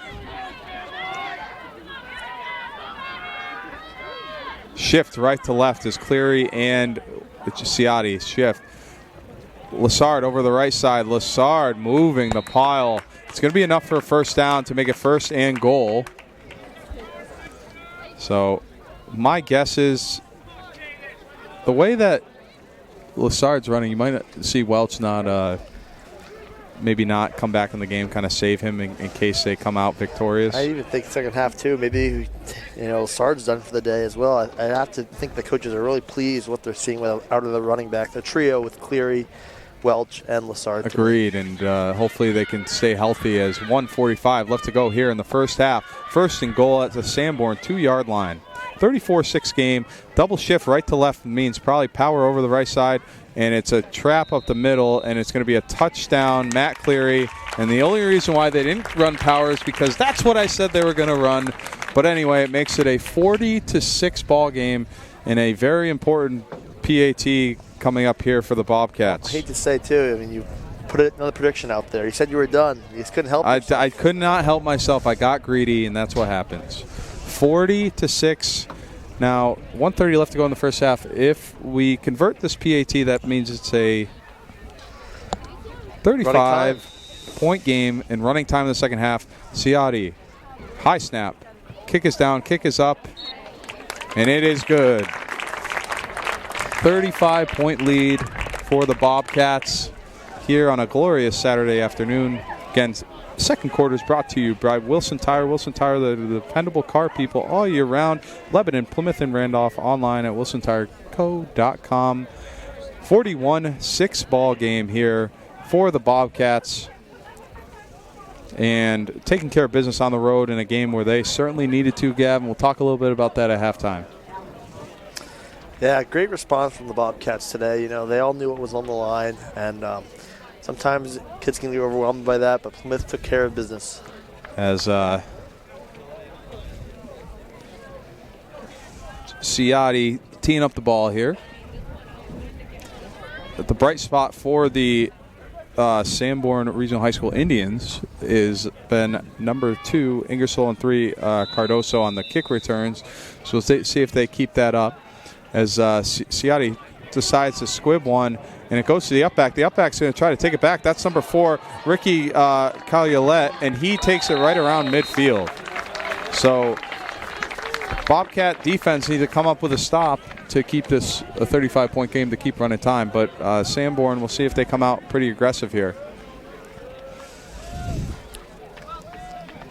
I mean, the play calling has been pretty aggressive, so we'll see if that. Yeah, I think Sanborn, thought that they could attack Plymouth through the air today, and they have been able to a couple of times. But Plymouth defense.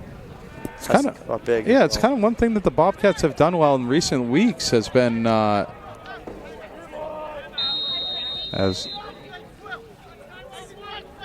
and Bobcats had 10 on the field, so Coach Lamb's going to burn their last timeout. It's rare to see Coach Lamb get this animated out here. Yeah, normally he's the calming presence on the sideline, and again, that's kind of their second timeout in the first half that they burned just from personnel switches, and that's something, you can live with mistakes, but when it's mental mistakes, that's when it becomes a pretty frustrating thing for the coaches. Yeah, and as you said earlier, as guys are switching in and out of the game here in the 41-6 football game, that's bound to happen. But first play of the drive, that can't happen. Yeah, especially.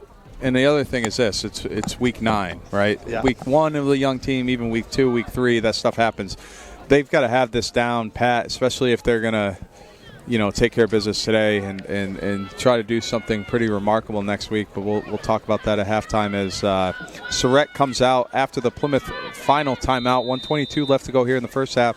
Bobcats with a 41-6 lead. Surratt in the shotgun right at the 50-yard line. He sends a guy in motion. Snap, handoff, left side to Bradley. Bradley is stood up at the line, breaks a tackle, breaks another one, and tackled by number 52, Javon Cador, after a gain of about 5. Kind of sloppy tackling by the Bobcats. Yeah. Got him really at the line, and then just a couple of missed tackles allowed him to get 5 yards. Yeah, and it's just one of those things that, again, it's a young team for the most part. You gotta clean up the tackling. 47 seconds left to go here. Surratt once again in the shotgun. Sends a guy in motion. Ball is loose. Bobcats recover. Zach Carter once again on the fumble. I almost wonder whether Sanborn wants running time as well. They were aggressive all game here, and then at the time was going down, they were pretty conservative. What do you do if you're Coach Sanborn here? Take a knee. You think? 41-6. I think you just take a knee, and you're really happy to take this 35-point game and a half. I wouldn't be surprised if they try to run something. And subbing some guys out here. And Diamond takes a call from Coach Sanborn, gets to the huddle. Maybe I'm wrong. A little taste of your own medicine there, Coach. Yeah, I am wrong. Diamond under center, one back set. Sends a guy in motion, handoffs up the middle. Ball carrier number 42. I don't have an updated roster, Gav, so I apologize. Number 42, Ben Valenti, freshman. Freshman Ben Valenti on the carry, picks up about 6 yards. And I'd be surprised if they run another play here. Yeah, looks like they're going to take this right to the half. So at halftime here from Kingston, New Hampshire, your Bobcats are leading 41-6. When we come back, we'll take a look at next week what that's going to look like. You're listening to Bobcat Football on WPNH. Gavin, who the Eagles got this weekend? Eagles are playing Pittsburgh for the Battle of Pennsylvania. Well, I hope Pittsburgh wins. I'd expect to see the Eagles go 7-0 here. The NFC East is having a really strong year with the Giants and the Cowboys. The only thing I've been thinking about for the last 2 weeks has been this matchup with the Jets and Patriots. So I think it's crazy that the Jets are not favored in that football game. yeah, they haven't been favored all year. I know. I think they're being disrespected a little bit. I'd expect, We've been disrespected Yeah. for 30 years, Kevin. The past 7 or 8 years have been warranted. But they look good this year. You got to be happy with the progress they've made. I could talk about that all day, but we got high school football to talk about. Third quarter here is sponsored by Plymouth Hannaford, Hatch Plaza, Tenny Mountain Highway in Plymouth, open early and staying open late every day to make things easier for you. Gianni Ciotti going to be doing the kicking left to right. Number 2 and number 3, once again, Ingersoll and Cardoso doing the returning for the Sanborn Indians.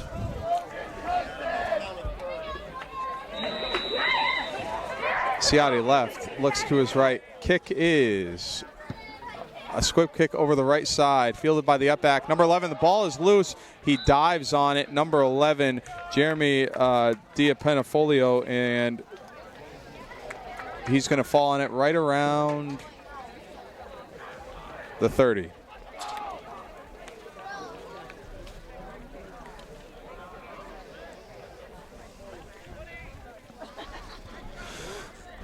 So right away, Bobcats making some substitutions, but for the most part, have the first unit on the.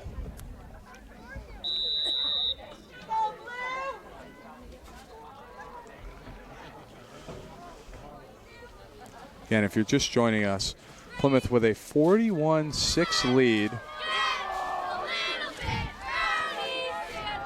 Surrett in the shotgun, 2 backs to his right.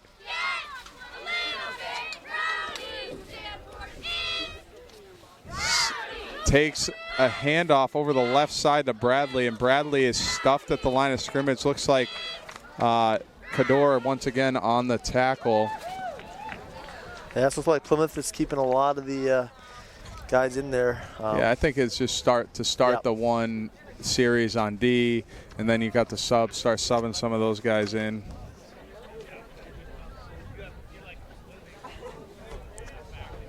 So after the first down run, it is 2nd and 9. Already 10 minutes left to go in the third quarter. Again, running time here. The only thing that stops the clock is what, Gab? I don't know. Injury. Or penalty. Penalty. So hopefully play a clean second half. Yep. As Surrett in the gun, 2 backs to his right. He's going to send a guy in motion. Looks like he's looking over the right side. Pass is caught. And he's going to be tackled by Will Foisey after a huge gain there on second down. It's going to bring them into Bobcat territory. Number 4, Ricky Collette on the reception. A good pitch and catch there. Yeah. Credit to Sanborn. They're still going out and playing with some heart here and pride. That's their last game of the season. So nice pitch and catch.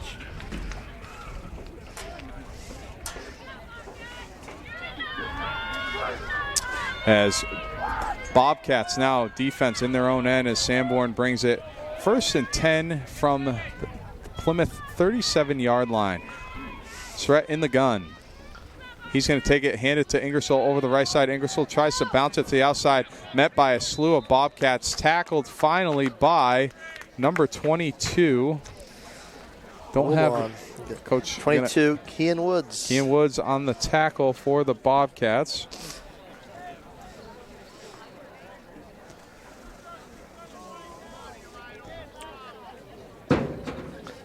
Surrett gets the call from the sideline in the huddle. 8:47 left to go here in the third quarter. Your Bobcats with a 41-6 lead.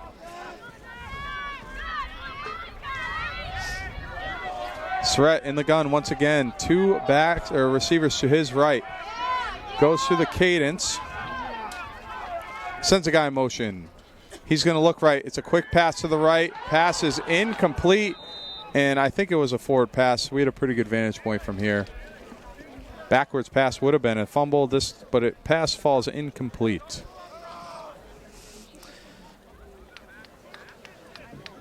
So 3rd down and 9. Ball at Plymouth's 46-yard line.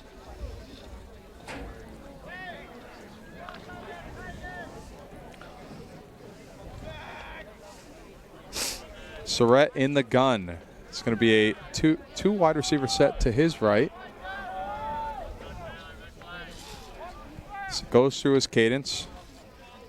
Takes a snap, looks right, passes away, passes complete to Cardoso, number 3, and Cardoso fights for first down yardage. He's going to get it. They got some pretty decent athletes on that side of the football. They do. They've made some good moves when they've had the opportunity here today. I'm surprised that the Sanborn Regional High School hasn't tried to run some of those more quick plays or get the quarterback football out of their hands pretty quickly. Plymouth's been playing soft all day, so running those 3, 4, 5 yards out or curls or but. And now they're going to give him the first. It looks like they're marching off a penalty. I must have missed that penalty call. It looked like they were marching something off. Really? Well, gives them first down, plenty of yards for a first down.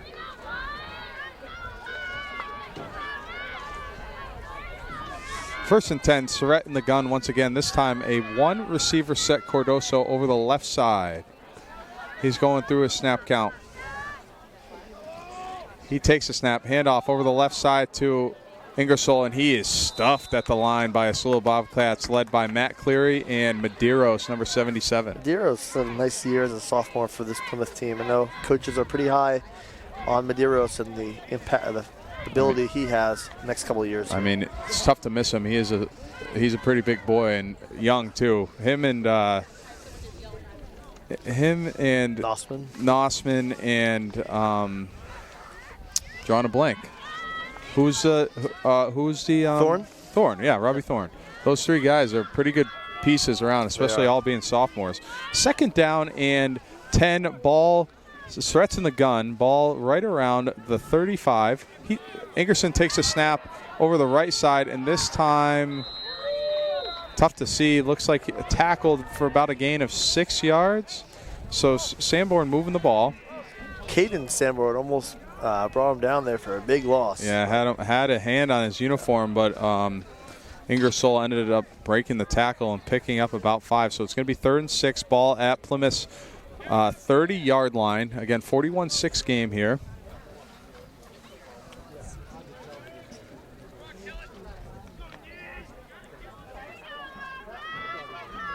Third down and 7.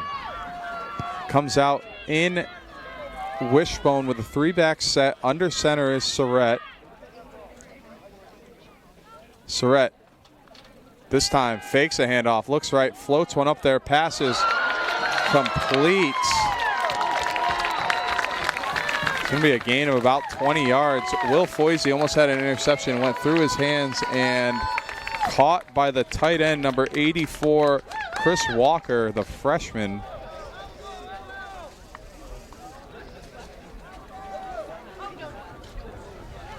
Yeah, Sanborn's moving the ball here.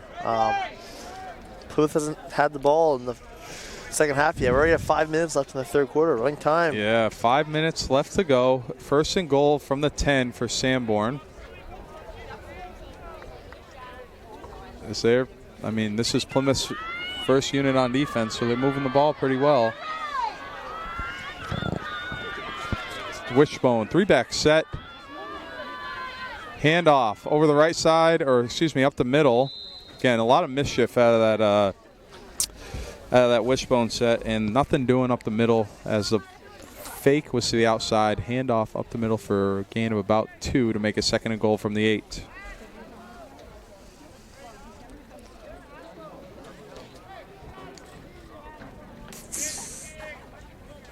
Here we go, 2nd down and goal. And we got shotgun here for the Indians. Surratt in the gun, 2 wide receiver set to the left. Surratt goes through his snap count. Sends a guy in motion. Handoff faked. And pass is caught for a touchdown. Number 85, D'Antonio, the senior, and that's going to be a 41-12 game. And the quarterback paid for that one. Yeah, he got drilled. Yeah, he is coming off slow. I believe that was number 6. Was that maybe 66? Jake Killian. Yeah, maybe. Killian got a good hit on the quarterback there. Clock does stop for extra points too. I forgot to mention that. So 41-12. Noah Ash on to attempt the extra point.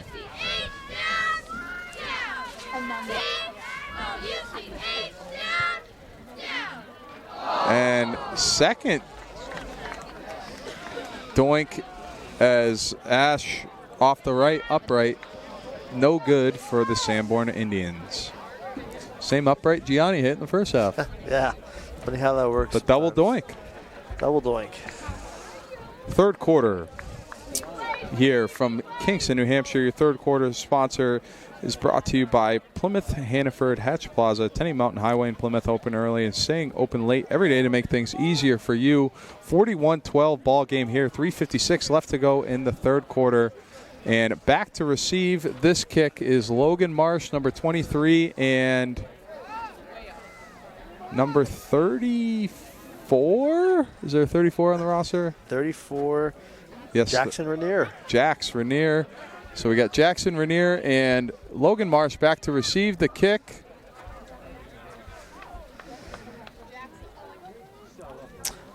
More Thornton guys. Both T-Town Flyers, that's right. Love to see Jackson get his hands on this. Oh, definitely. And Ash kicks it to the left. That's going to go to Marsh. Marsh gets his hands on it right around the 20. Marsh going to try to cut it all the way back. And he slipped. He kind of slipped to make it look like it was a bigger hit than it was. Yeah. D'Antonio got a lick on him, but Marsh held on to the football and got it so right around the 30-yard line, so a pretty good field position. Yeah, let's see who comes out here for the Bobcats here. It's like, looks like already I see the freshman 42, Valenti, out there. So it looks like a mix because Gianni Ciotti is still out there and Marsh is going to be doing the quarterbacking. So you were right on that.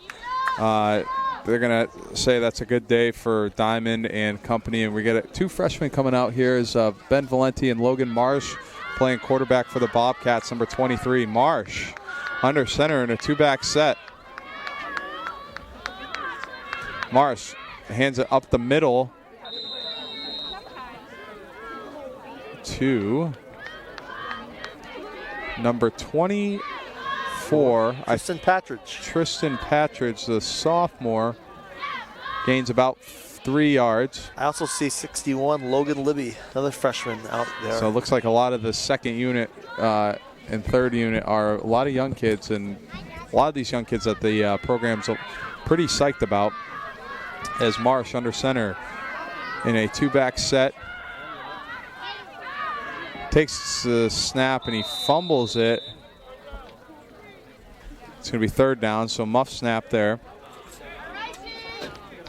Nothing new. We've seen that before. Yeah. 2 minutes left to go here in the third quarter.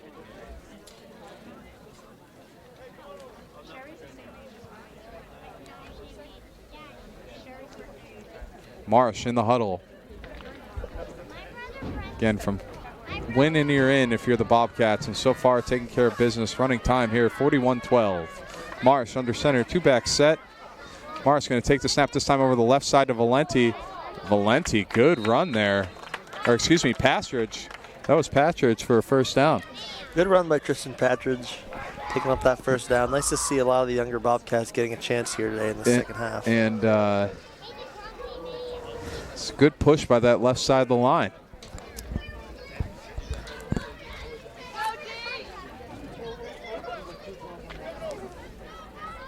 .114 left to go here in the third quarter. Marsh under center, two-back set. Marsh takes a snap, handoff over the left side to Patridge. Again, Patridge. Decent run, about 8 or 9 yards. Blocking pretty well over that left side. Who we got over there? Looks like Medeiros is over there. Yeah, Medeiros is over there. He's getting some more. He gets plenty of run. Taylor Russo checking into the ball game. Libby over there. So some young guys. Jake Killian, I think, is playing center right now. He's backup center for Dekatowski. Two-back set. It's going to be Russo this time in the backfield with Patridge. This time, Russo over the left side. Taylor, good run there by Taylor. Picks up about 7 yards. He runs hard, too. Yeah, he does. He's good. So we got another substitution. This is where we were kind of talking about, and that's going to do it here for the first quarter real quick. It's kind of, we're talking about the personnel just being on top of it. Third quarter ends and the Bobcats are driving. It's 41-12 here from Kingston, New Hampshire. You're listening to Bobcat Football on WPNH.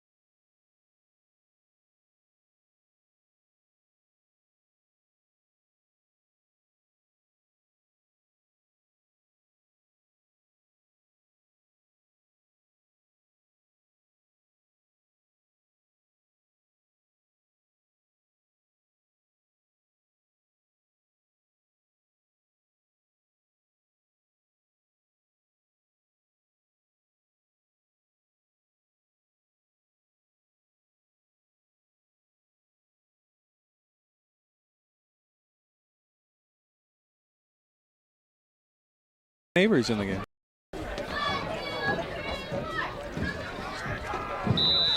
Start of the fourth quarter here from Kingston, New Hampshire.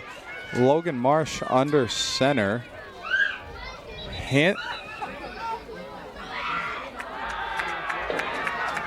Welcome back, and actually Logan Marsh snapped it and handed it off to Brandon Avery, and Brandon almost broke a tackle there on that play. I'm not sure. I didn't anticipate Coach giving Brandon the ball, but we all know Brandon, probably no better kid, happier kid in the world. And actually had Brandon my first class ever as a teacher. Yeah. He was one of the first kids I met, and we go way back. So Marsh gets the call. 1st and 15. 1st and 15 from the 45 of Sanborn. Marsh hands it off to Brandon Avery, and the ball is fumbled. And number 77, Spencer Foley, scoop and score.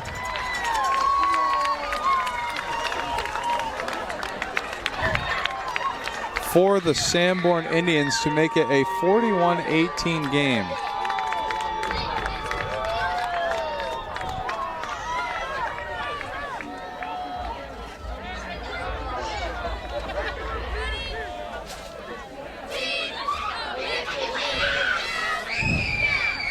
So after the scoop and score from the Sanborn Indians to make it a 41-18 game,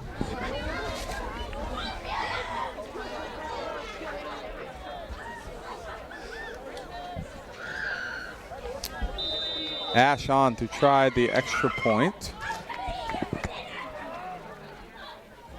Snap is down. Kick is up. And it is no good. 41-18 here from Kingston, New Hampshire. 11:14 left to go in the game. See what the Bobcats send back to return this kick. Last time it was Jackson Rainier and Logan Marsh.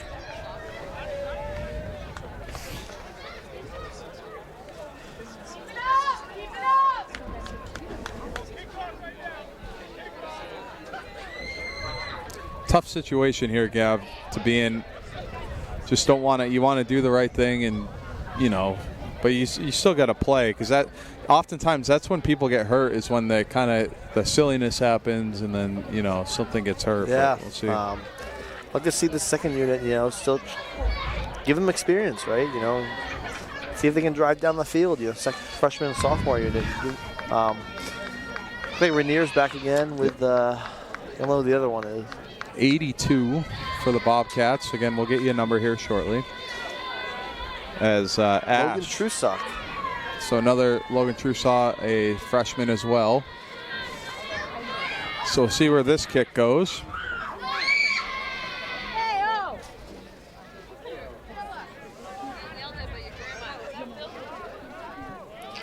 Well, I like to see Rainier get a kickoff here. He's a great kid. Yeah, so making some subs out there.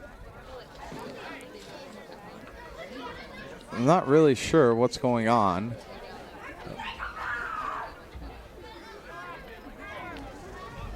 I think Avery's subbing in for somebody.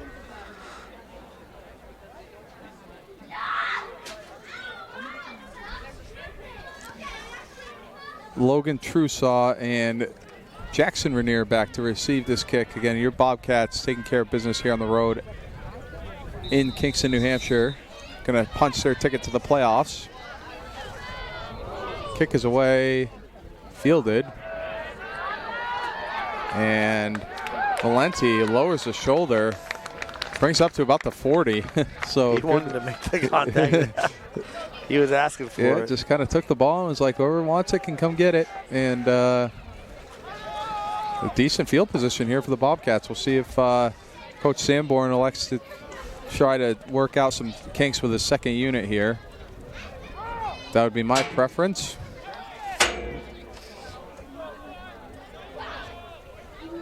Marsh, the freshman, taking over quarterbacking duties in the second half here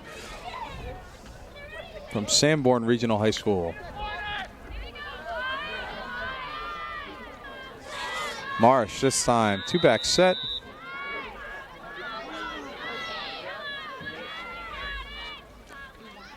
Marsh takes a snap, handoff over the left side. Patridge gains about 4 yards there on first down. 10 minutes left to go in the ball game. Can't beat this day. No, you can't. It's October 29th, 65 degrees. It's beautiful out I'm here. in short sleeves. You're in flip-flops and shorts.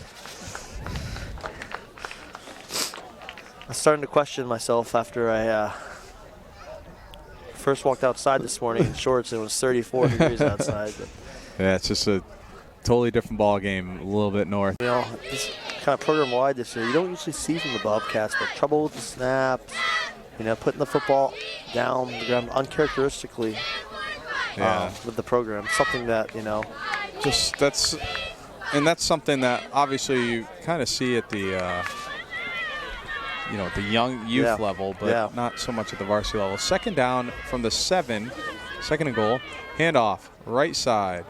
Fogg's going to be in the end zone for the Bobcat touchdown. Landon Fogg.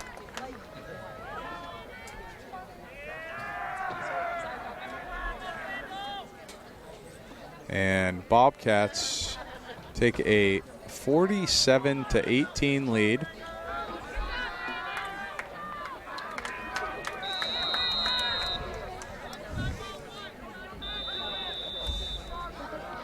Coach Sanborn, timeout. Coach Sanborn's going to take a timeout. We'll take a quick timeout. You're listening to Bobcat Football on WPNH.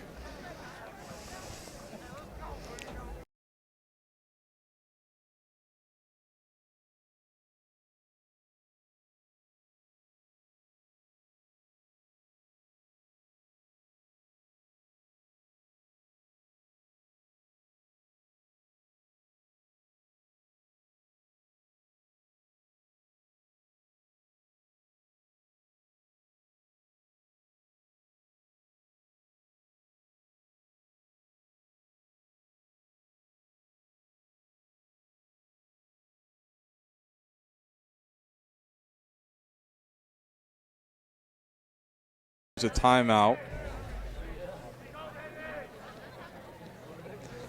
3:35 left to go here in the ball game.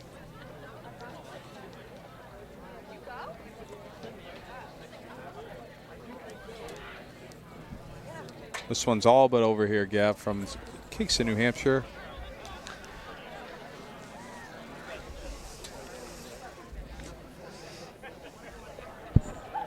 Bobcats in the huddle, electing to go for 2 after the Landon Fogg 7-yard touchdown.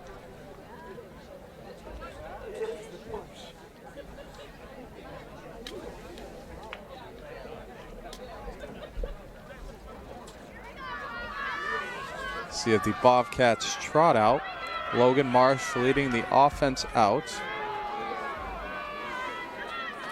It's going to be a 2-back set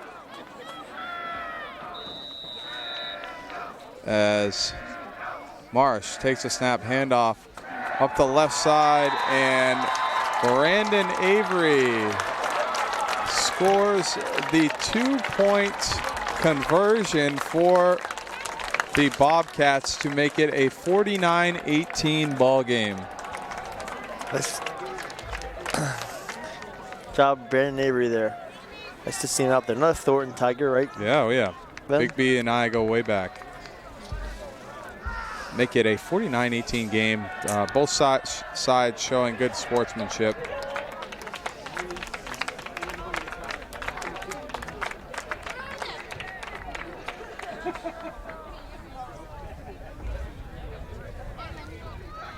.335 left to go here in the ball game.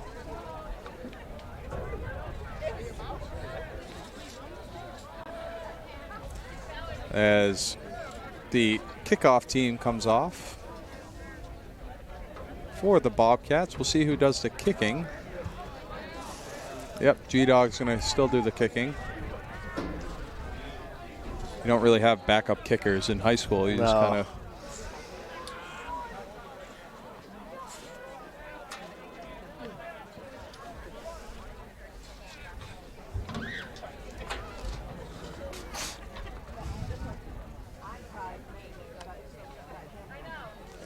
So Gianni looks to his right, looks to his left. Looks like Sanborn has also made some substitutions. Put some of their backups in. Slew of freshmen and sophomores out for the Bobcats as Gianni kicks it deep over the left side. It is fielded by the Sanborn Indian around the 10. He's going to take it upfield, and he is tackled by a couple of Bobcats right around the 25. Looks like it's going to be the third unit defense out for the Bobcats. Sanborn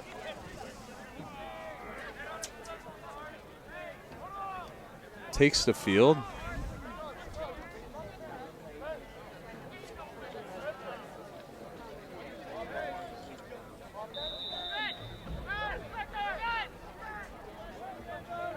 And some confusion on both sides. Which I think at this point it's kind of a both teams are content with where it's at, trying to get out of Dodge. Yep. Trying to get some other guys in the game too. Yep.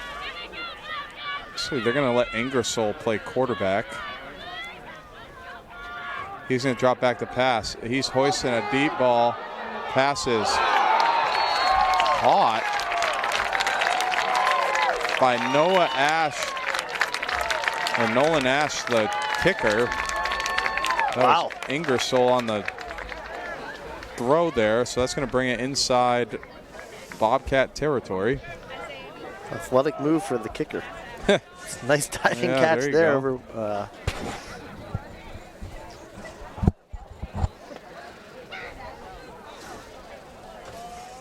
So Sanborn breaks the huddle.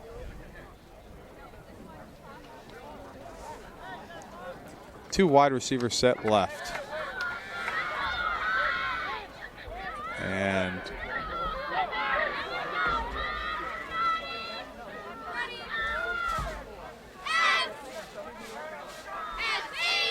And the snap, Ingersoll is going to look left. The pass is complete again. Good tackle there by Valenti. Pass was caught by number 39, Isaiah Matthias. 1 minute left to go in the ball game, Gavin. I think 2 more plays, and then we're going to get out of here with a playoff clinching win on the road. Yeah, good job by the Bobcats. 2 games. They stumbled a little bit in the middle of the season, but they knew what they had to do versus St. Thomas and Sanborn. They took care of their business. Absolutely. 1 minute left to go here in the football game as Ingersoll under center takes a snap. He's looking right. He's going to hoist another one deep. No one home as the pass falls incomplete.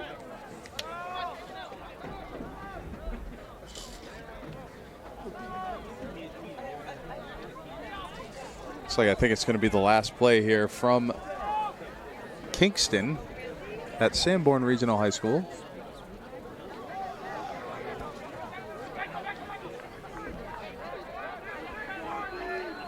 Ingersoll once again in the gun. Takes a snap. Looks right. Hoisting deep. Passes incomplete.